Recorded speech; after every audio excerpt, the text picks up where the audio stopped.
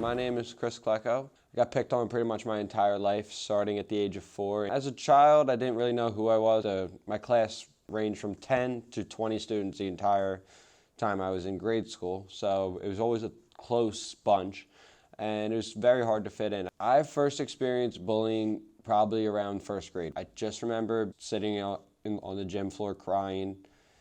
I do not remember what was going on, I just remember people were very mean to me and I did not like what was happening. Dr. Claudio Cerullo. I'm the founder of teachanti-bullying.org. So what constitutes bullying in this country and certainly around the world is when we're looking at it as an imbalance of power.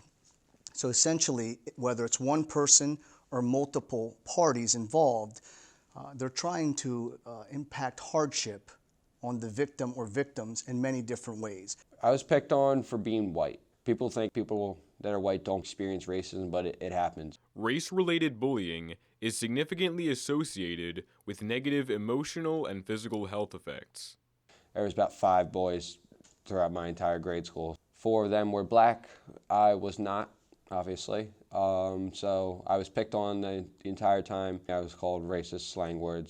I actually had to hide my sexuality throughout all of grade school just because of the constant ridicule and hateful words being thrown at me. We still have black and white issues. We still have minority and race and ethnic and gender issues.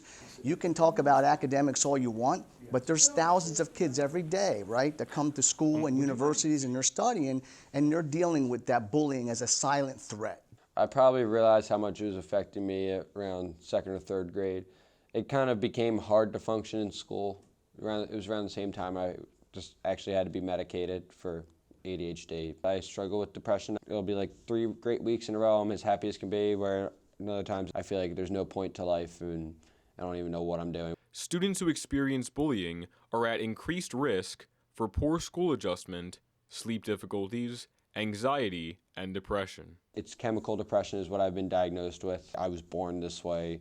Something in my brain just doesn't function properly, so I always struggle with depression. We know that when trauma-induced issues in a child's life at any level, and not only just going pre-K to college, even in the workplace, are not addressed, they will be exacerbated by triggers.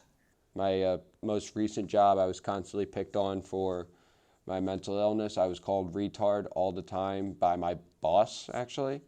He was later fired for this. That was just the most horrible feeling ever.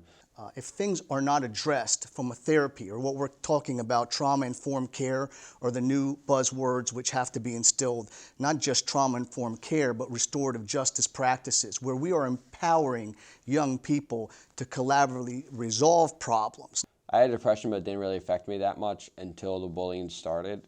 Once bullying started, it amplified it tenfold. I felt like I don't fit in anywhere, I shouldn't belong. I was pretty much giving up on life. It's always been like a support system of friends that got me through everything.